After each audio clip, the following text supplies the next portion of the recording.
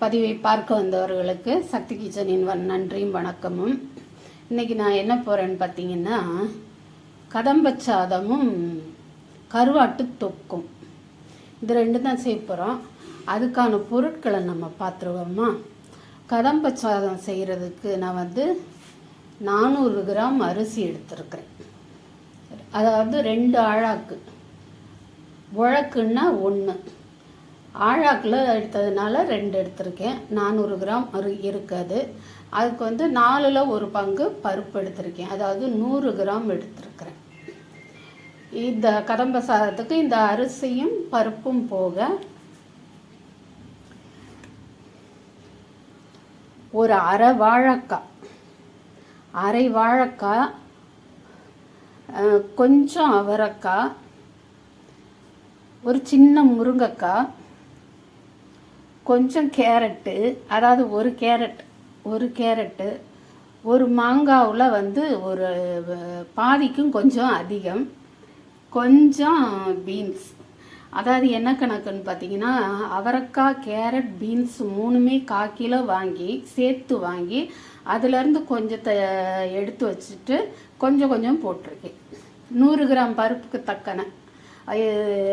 ரொம்பவும் காய்கறி மட்டுமே இருந்தால் நல்லா தான் இருக்கும்.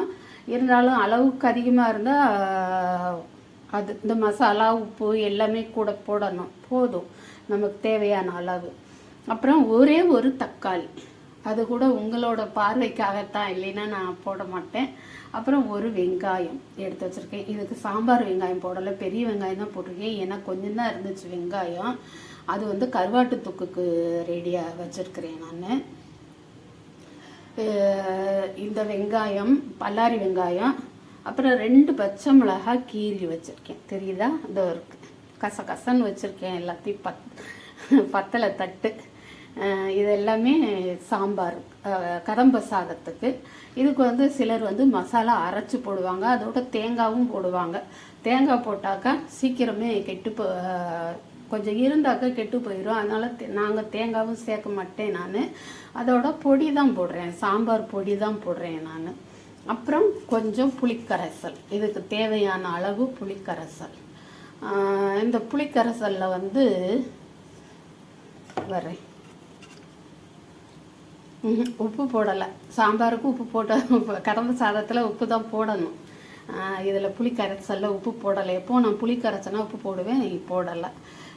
இவ்வளோதான் நினைக்கிறேன். அது போக தாளிக்கிறதுக்கு கடுகு, எண்ணெய், அவ்வளோதான். இப்போ பார்த்தீங்கன்னா 1 டம்ளர் அரிசிக்கு 3 டம்ளர் தண்ணிங்கிற விகிதத்தில் நான் ஸ்டவ்வில் ஏற்கனவே தண்ணி வச்சுட்டேன். அது கொதிக்கிற ஸ்டேஜில் இருக்குது. நம்ம இப்போ 2 டம்ளர் அரிசி போட்டிருக்கிறதுனால 6 டம்ளர் தண்ணி வச்சுருக்கேன். அதோட பருப்புக்கு கொஞ்சம் எக்ஸ்ட்ரா வச்சுருக்கிறேன். இப்போ தண்ணி கொதிக்க ரெடி ஆயிடுச்சு பாருங்கள். இப்போ நம்ம இதில் அரிசியையும் பருப்பையும் போட்டு ஸ்டவ்வை கொஞ்சம் சிம்மில் வச்சே வேக விடலாம். இப்போ உப்பும் நான் எடுத்து வச்சுருக்கிறேன்.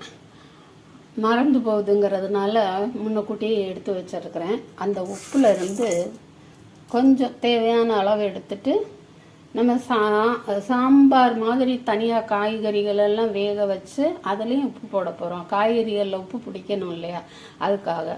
அதனால கொஞ்சமாக இந்த அரிசி பருப்புக்கு தேவையான அளவு மட்டும் உப்பு போட்டுக்கிறேன் நான். இது கொதிக்கணும். கொதித்த பிறகு நம்ம தீயை குறைச்சி வச்சு வேக விடலாம். இப்போ கலந்து விட்டுருவோம். உப்பு போட்டிருக்கோம், பருப்பு போட்டிருக்கோம் மேலாப்பில். அதனால் கொஞ்சம் கலந்து விட்டுட்டு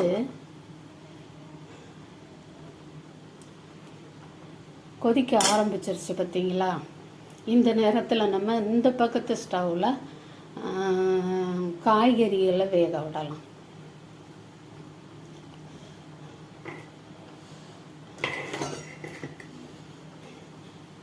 காய்கறியில் வேக விடுறதுக்கு நான் இந்த பாத்திரத்தை யூஸ் பண்ண போகிறேன். இதுக்கு நான் முதல்ல இந்த புளிக்கரைசலை ஊற்றிடுறேன். புளிக்கரைசலை ஊற்றிட்டு ஸ்டவ்வை நம்ம பற்ற வச்சுக்கிறோம். புளிக்கரைசலை ஊற்றிட்டு ஒரே 1 டம்ளர் தண்ணி அதோட சேர்த்து ஊற்றிடுறேன். இப்போ வந்து சாம்பார் பொடியை அதில் போட்டுடலாமா, இல்லைன்னா காய்கறி வெந்த பிறகு போடலாம். இந்த பக்கம் வந்து பேச ஆரம்பித்தாலே தொண்டை காஞ்சி போயிடுது. இந்த பக்கம் வந்து பார்த்திங்கன்னா ஸ்டவ்வை குறைச்சி வச்சுட்டேன். ஏன்னா சீக்கிரமே தண்ணி உறிஞ்சிரும் ஹையில் வச்சோம்னா, அதனால சிம்லேயே வேகட்டும்.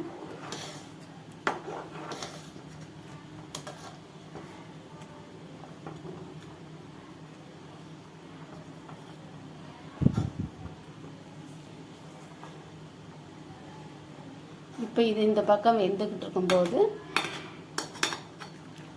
இந்த புளிக்கரைசல் கொதித்த பிறகு தான் நம்ம காய்கறிகளை போடணும். ஏன்னா கொதிக்கிறதுக்கு முன்னாடியே போட்டோம்னாக்கா காய்கறி எல்லாம் கண்ணி போயிடும். அதனால் கொஞ்சம் கொதிக்கட்டும். இந்த கதம்ப சாதம் வந்து வீட்டில் ஆள் இல்லாத நேரத்தில் நான் மட்டுமே செஞ்சு சாப்பிட்ருக்கேன்.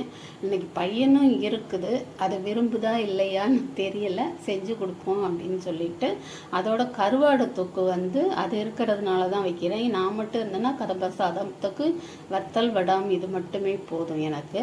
நான் அதிகமாக பேச விரும்பலை. அப்புறம் வந்து பார்த்திங்கன்னா நான் வீடியோ போட ஆரம்பித்து 5 வருஷம் ஆச்சு. கரெக்டாக 5 வருஷம் ஆச்சு. சுருங்க சொல்லிடுறேன், வேறு ஒரு விஷயமும் இல்லை. 5 வருஷம் ஆச்சு. இந்த 5 வருஷத்தில் வந்து நடுவில் உடம்பு சரியில்லாமல் போய் நானாக வீடியோ போடாமல் இருந்தது என்னோட குற்றம். ஆனால் இப்போ வந்து தினம் வீடியோ போடணும் அப்படின்னு சொல்லி கட்டாயமாக போட்டுட்டு தான் இருக்கேன். எப்படியாவது தேவையோ தேவையில்லையோ எதையாவது செஞ்சு போட்டுட்டு தான் இருக்கேன். ஆனால் எனக்கு வியூஸ் பார்த்திங்கன்னா சமீப காலமாக 5, 10 அந்த மாதிரி போகுது. அதிகமாக பேசுகிறேன்னா இனிமேல் நான் பேசவே இல்லை. வீடியோ போடுற எல்லாரும் அது சம்மந்தமாக பேசி தான் போடுறாங்க. சரி, நான் பேசக்கூடாதுன்னு சொன்னாக்கா நான் பேசலை. இப்போ வந்து கொதிச்சிருச்சு. இந்த புளிக்கரைசல் பார்த்திங்கன்னா கொதிச்சிருச்சு. இதில் வந்து நம்ம காய்கறிகளை எல்லாத்தையும் போட்டுருவோம்.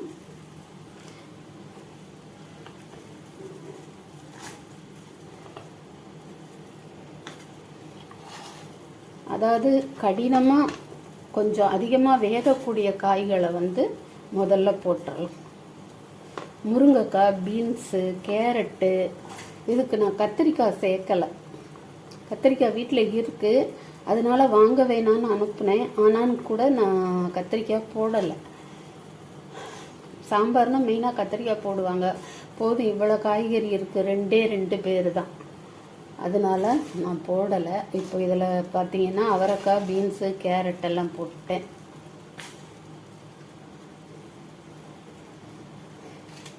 தக்காளி போட்டிருக்கேன்,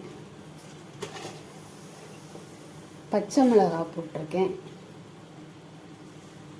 கொஞ்சம் ஒரு 2 நிமிஷம் கழித்து இந்த வாழைக்காய் போடும். வாழைக்காய் சீக்கிரம் குழஞ்சி போயிடும் இல்லை.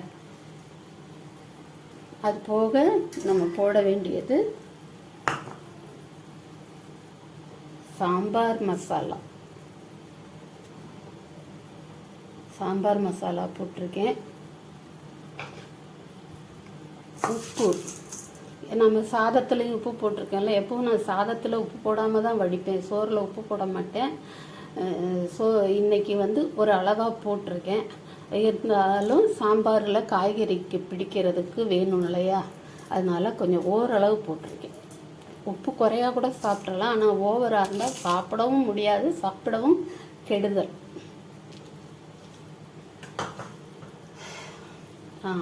இது வந்து நல்லா கொதித்து இந்த காய்கறிகள் வெந்த பிறகு நம்ம வந்து வாழைக்காய் சேர்த்துக்கலாம். வாழைக்காவும் கொஞ்சம் இதான பிறகு மாங்காய் சேர்த்துக்கலாம். மாங்காவும் சீக்கிரமே குழஞ்சிரும், அதனால் இறக்குற டைமில் கூட நம்ம மாங்காய் சேர்க்கலாம், தப்பு இல்லை.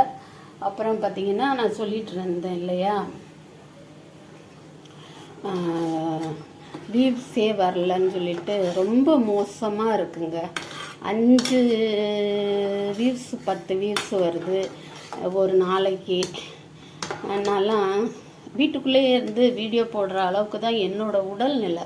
ஆனாலும் நான் வந்து இந்த வீரபாண்டிய கட்டபொம்மன் மணிமண்டபத்தை காமிக்கிறதுக்காக டோல்கேட்டில் இறங்கி அங்கேருந்து 1 கிலோ 1 கிலோவுக்கும் இருக்கும் அவ்வளோ தூரம் நான் வெயில் நடந்தேன். நான் வீட்டுக்குள்ளே சமைக்கிறதுக்கு இருந்தாலே கால் வலி வந்துடும், முழங்கால் வலி வந்துடும். நான் அதுக்கு எந்த வைத்தியமும் பார்த்துக்கிறாம இருக்கிறதுனால, ஏன்னா மாத்திரை ஓவராக சாப்பிடக்கூடாதுன்னு இருக்கிறதுனால நான் வந்து வீட்டுக்குள்ளேயே நடந்துக்கிட்டு வெளியே எங்கேயும் போகிறதுக்கு கஷ்டப்பட்டுக்கிட்டு இருக்கிறவ, ஆஸ்பத்திரிக்கு வர்ற வழியில் தான் வீரபாண்டிய கட்டபொம்மனோட மணிமண்டபம் இருக்குங்கிறதுனால அதிலேருந்து நடந்தேன். 1 கிலோமீட்டருக்கும் மேலே அந்த நெடுஞ்சாலையில் ஆளே இல்லாத, ஆள் நடமாட்டம் இல்லாத அந்த இடத்துல பாவம் ஒருத்தர் தான் மாடு மேய்ச்சிக்கிட்டு இருந்தார், ஒரு வயசானவர். அப்படி நடந்து போனேன் அந்த வெயிலில். அவ்வளோ தூரம் நடந்தால் என் கால் என்ன ஆயிருக்குன்னு பாருங்கள். 2 நாள் எழுந்திரிக்கவே முடியல. அப்படி கிந்தி நொண்டி நடந்துக்கிட்டே தான் 2 நாளாக சமையலே பண்ணினேன் நான். அந்த மாதிரி நடந்து போய், உங்களுக்கு நீங்கள் பார்த்தவங்க எத்தனையோ பேர் இருப்பீங்க, அந்த வீடியோ அந்த இடத்த நேரடியாக பார்த்தவங்க நிறைய பேர் இருப்பீங்க. பார்க்காதவங்களுக்கு இருக்கட்டுமேன்னு சொல்லிட்டு எனக்கும் பார்த்த மாதிரி இருக்குன்னு அந்த வீடியோ அவ்வளோ தூரம் நடந்து போய் போட்டேன். ஆனால் வியூஸ் எல்லாம் இந்த மாதிரிலாம் வருதுங்க. கொஞ்சம் பார்த்து சப்போர்ட் பண்ணுங்க. நான் சாப்பிட்ற மாத்திரைகளை விட உங்களுடைய பார்க்குறவங்களோட எண்ணிக்கை அதிகமாச்சுனாலும், உங்களுடைய சப்போர்ட் அதிகமாச்சுன்னா, நான் சாப்பிட்ற மாத்திரைகளை விட அந்த சப்போர்ட் எனக்கு அதிகமாக வேலை செய்யும்னு நினைக்கிறேன். சரியா? அவ்வளோதான். இதுக்கு மேலே நான் ஒன்றும் பேசலை. இந்த சமையல் பற்றி மட்டுமே தேவைப்படுற நேரத்தில் பேசிக்கிறேன். சரியா? இதில் பருப்பு வந்து குழஞ்சிரும், ஆனால் அரிசி வேக கொஞ்சம் நேரம் ஆகும். குக்கர் இருந்தால் கரெக்டாக தண்ணி வச்சு ஒரு பங்கு அரிசிக்கு 2 டம்ளர் அதுக்கு கூடவே வைக்கலாம். ஏன்னா இந்த சாப்பாடு வந்து கொஞ்சம் குழஞ்சாதான் நல்லாயிருக்கும். குக்கர் இல்லை, இருந்த குக்கர் எல்லாமே இதாகிட்டு அதுக்கப்புறம் இருக்கிறேன். ஒரு சந்தர்ப்பம் வரட்டும், நம்மளும் வாங்குவோம்னு சொல்லிட்டு இருக்கிறேன். அப்புறம் பார்த்திங்கன்னா இங்கே வந்து கொதிக்க ஆரம்பிச்சிருச்சு. இறக்குறதுக்கு முன்னாடி தான் அந்த சாம்பார்னு வச்சோம்னா புளிக்கரைசல் ஊற்றுவோம். ஆனால் வந்து நான் வந்து முதல்லையே அதையும் சேர்த்துட்டேன். ஏன்னு சொன்னாக்கா, நல்லா கொதிக்க வச்ச பிறகு காய போடலாம், ஒன்றுமே செய்யாது புளி ஊற்றுனதுனால. புளி ஊற்றுனா காய் வேகாதுன்னு சொல்லுவாங்க, அதனால தான் லாஸ்ட்டாக ஊற்றுவாங்க. நான் வந்து கொதித்த பிறகு, புளி நல்லா கொதித்த பிறகு காய்கறியில் போட்டிருக்கேன், வெந்துடும் நல்லா. ஒரு கரண்டி போய் எடுத்துக்கிறோமா?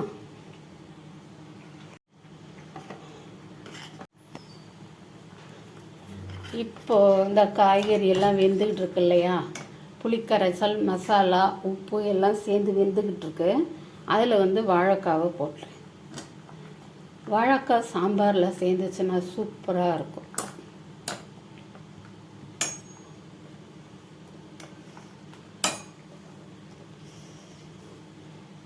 அப்புறம் ஒரு கொத்து மல்லிச்செடி நேற்று வாங்கினது அப்படியே வதங்கி போச்சு, அதை அலசி எடுத்து வச்சுருக்கேன். ஏன்னா சாம்பாரில் மல்லி எல்லாம் போட்டால் நீங்கள் போடலைன்னா கோவப்படுவீங்களோ என்னமோன்னு எடுத்து வச்சுருக்கேன்.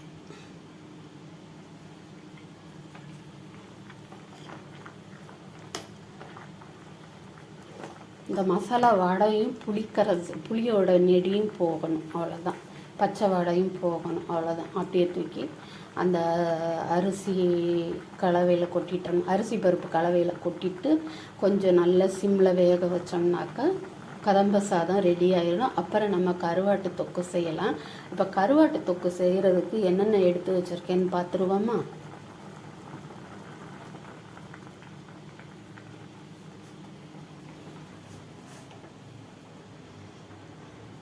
இது வந்து நெத்திலி கருவாடு. தலைப்பகுதியையும் நான் இன்றைக்கி தான் செய்ய போகிறேன். இந்த கருவாடு ஒரு 2 நாள் முன்னாடி ஐர கருவாடு செஞ்சேன். ஐரையில் கருவாடு இருக்கும்னே எனக்கு தெரியாது. ஐர கருவாடும் வாங்கிட்டு வந்துச்சு என் பையன். ஐர கருவாடு வச்சு ஒரு குழம்பு செஞ்சேன். இன்றைக்கி வந்து தொக்குக்கு வாழை மீனெல்லாம் தொக்கு வச்சா நல்லாயிருக்கும், வஞ்சர மீன் தொக்கு வச்சா நல்லாயிருக்கும். சரி, நெத்திலி வாங்கிட்டு வான்னு அன்னைக்கு சேர்த்து சொல்லியிருந்ததுனால வாங்கிட்டு வந்துச்சு. நெத்திலியை வந்து தலையை பிச்சுட்டு உள்ளக்க இருக்கிற குடலை எடுத்துட்டு வெந்நீரில் ஊற வச்சுருந்தேன். அப்புறம்தான் அதெல்லாம் செஞ்சேன். அப்புறம் நல்லா தேய்ச்சி கழுவியிருக்கேன். ஆனால் பொதுவாகவே இங்கே கருவாட்டில் மண்ணே இல்லை. அப்புறம் வந்து கொஞ்சம் அந்த கருவாடு தொக்குக்கு தேவையான அளவுக்கு புளியை கரைச்சி வச்சுருக்கேன்.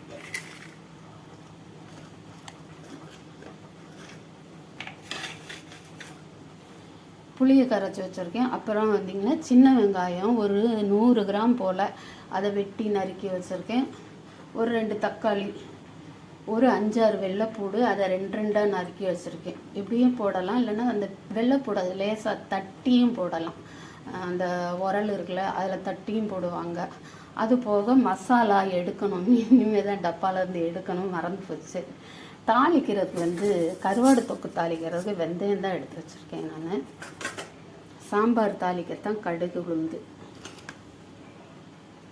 சரி, இந்த சாதம் என்ன நிலையில் இருக்குதுன்னு பார்க்கலாம். சாதம் மேலே வந்துருச்சு பாருங்க. காய்கறி எல்லாம் போட்ட பிறகு கிளறது கொஞ்சம் கஷ்டம்தான். சாதம் இன்னும் கொஞ்சம் வேகணும். ஆனால் பருப்பு வந்து ரேஷன் கடை பருப்புங்கிறதுனால பார்த்திங்கன்னா ஈஸியாக வெந்துடுது. அது ஒவ்வொரு தரமும் ஒவ்வொரு விதமான பருப்பு போடுறாங்க. அது ஒவ்வொரு விதமான ஊரில் ஒவ்வொரு விதமான மாநிலத்திலேருந்து வரும் போல் இருக்குது.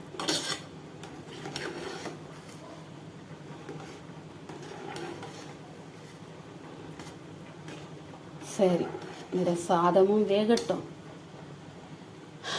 குழம்போட பச்சை வாடையும் போகட்டும். அப்புறமா மாங்காவை போட்டு இறக்கி டக்குன்னு அதில் ஊற்றிடுவோம். அது வரைக்கும் கொஞ்சம் ரெஸ்ட் எடுக்கலாமா? சரி, நான் இப்போ வந்து சாம்பார் டேஸ்ட் பார்த்தேன். ஓரளவு மசாலா வாடெல்லாம் போய் கொஞ்சம் நல்லா இருக்குது. இந்த நேரத்தில் மாங்காய் போட்டுடலாம். நம்ம நிறைய மாங்காய் தான் நினைக்கிறேன். ஒரு பீஸ் எடுத்துட்டா பரவாயில்ல. எடுத்தால் யார் சாப்பிடுவா? சரி, போட்டதாகவே இருக்கட்டும். நிறைய செய்தோம்னா இவ்வளோ மாங்காய் போடலாம். கொஞ்சமாக செய்கிறோம். அப்புறம் சாதம் புளிக்குது அப்படிங்கிற ஒரு ஸ்டேஜ் வந்துடக்கூடாது. 3 பீஸ் மாங்காய் போட்டிருக்கேன் நான் இந்த அளவில். முருங்கைக்காய் வெந்திருக்கான்னு பார்ப்போமா?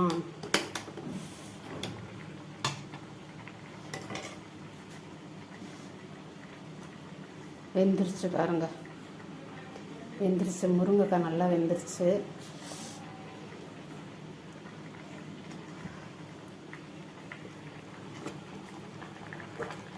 ஒரு 2 நிமிஷம் கொதிக்க விட்டு அப்படியே எடுத்து இதில் ஊற்றிடலாம். இது வந்து இப்போ நம்ம இதை கவனமாக பார்க்கணும். ஏன்னா பருப்பு இருக்கு இல்லையா, அது வந்து அடிப்பிடிக்க வாய்ப்பு இருக்குது. உங்களுக்கு பருப்பு வந்து இன்னும் கரையாமல் இருக்குது. ஆனால் வெந்துருச்சு, நல்லா கரையாமல் இருக்குது. அரிசியை விட பருப்பு சீக்கிரம் வெந்துருச்சு. சாதம் தான் இன்னும் கொஞ்சம் வேகணும். கொஞ்சம் டைம் கொடுத்து கிண்டிக்கிட்டே இருக்கணும். இப்போ பார்த்தீங்கன்னா சோறும் கூட நல்லா வெந்துருச்சு. இந்த நேரத்தில் வந்து கரையிற தன்மையில் இருக்கா அரிசி, அதனால் அடிப்பிடிக்கும். கண்டிப்பாக அடிப்பிடிக்க மட்டும் விட்டோம்னா அப்புறம் வாயில் வைக்க விளங்காது. அதனால் ஜாக்கிரதையாக கிண்டிக்கிட்டே இருக்கணும். இப்போ வந்து நான் அந்த குழம்ப ரெடி பண்ணியிருக்கோம்ல, அதை எடுத்து கொஞ்சம் கொஞ்சமாக அதில் சேர்த்துருவோம். மொத்தமாக ஊற்றி கிண்ட முடியாது. இப்போவே என் கை கடுகடுன்னு கடுக்குது.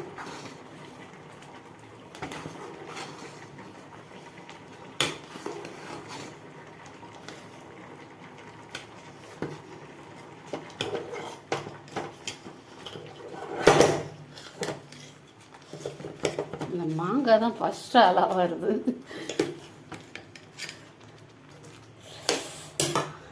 கை வலிக்குதுங்க.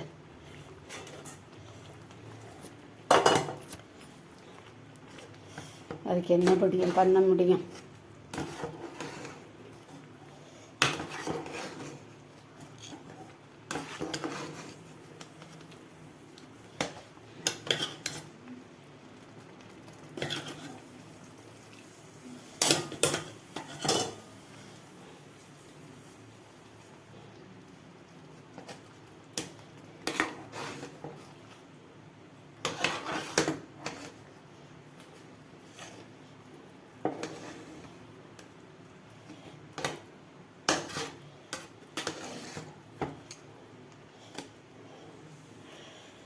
அப்பா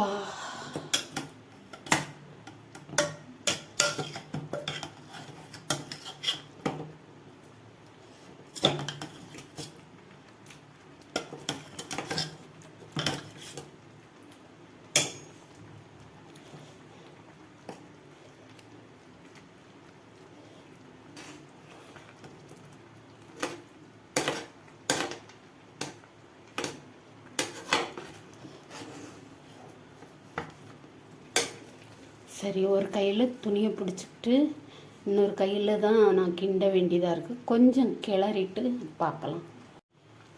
இப்போ பாருங்கள், இந்த வெள்ளை சாதமே எந்த பக்கமும் இல்லாதபடிக்கு நல்லா கிண்டி விட்டாச்சு. சாப்பாட்டில் நிறைய ஈரப்பதம் இருக்குது. அதனால் நம்ம இதை ஸ்டவ்வை ஆஃப் பண்ணிவிட்டு அப்படியே மூடி வச்சிட்டோம்னா அந்த தண்ணிக்கு அப்படி இன்னும் கொஞ்சம் நல்லா வெந்துருச்சு. சாதமெல்லாம் வெந்துருச்சு நல்லா. இன்னும் கொஞ்சம் சிலர் குழைவ விரும்புவாங்க. என் பையன் அது குழஞ்ச சாதமாக இருந்தால் அது பிடிக்காது. நம்ம கொஞ்சம் அரை குழைவாகவும் பொழுப்பாக மட்டும் இருக்காது. சாதம் பொலன்னு மட்டும் இருக்காது. கொஞ்சம் லேஸ் குழைவாக தான் இருக்கும். போதும். நம்ம ஸ்டவ்வை ஆஃப் பண்ணிடணும். எனக்கு கிண்டவே முடியல, கை வலிக்குது. இப்போ தாளிக்கிறதுக்கு நான் சட்டி வச்சுருக்கேன், காய வச்சுருக்கேன். சாம்பார் சாதத்தை கதம்ப சாதத்தை தாளிக்க சட்டி வச்சுருக்கேன். எண்ணெயும் ஊற்றிட்டேன். இதில் கொஞ்சம் நெய் விட்டோம்னா, இதில் விட வேண்டாம் தாளிக்கிறதுல, அந்த சாப்பாட்டு மேலே கொஞ்சம் நெய் விட்டோம்னாக்கா சூப்பராக இருக்கும். அந்த கடுகு போட்டுருவோமா?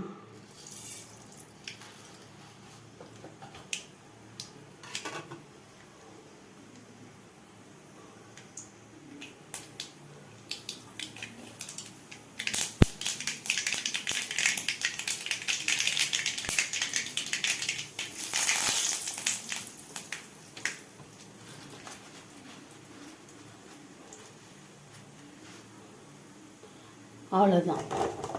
இதை எடுத்து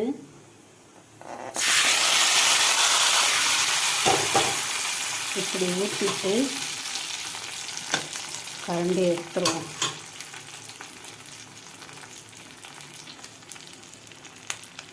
மல்லி நல்ல மல்லி தான். நான் தண்ணியில் நனைச்சதுனால தான் இப்படி ஆயிருக்கு. தண்ணியில் அலசினதுனால தான் அப்படி ஆயிருக்கு. ஸ்டவ்வை ஆஃப் பண்ணிட்டேன்னு சொன்னேன்னா இல்லையா? இப்போ இதை ஒரு தட்டை போட்டு அப்படியே மூடி வச்சுருவோம் கொஞ்சம் நேரத்துக்கு. அதுக்கப்புறம் எடுத்து பார்ப்போம்.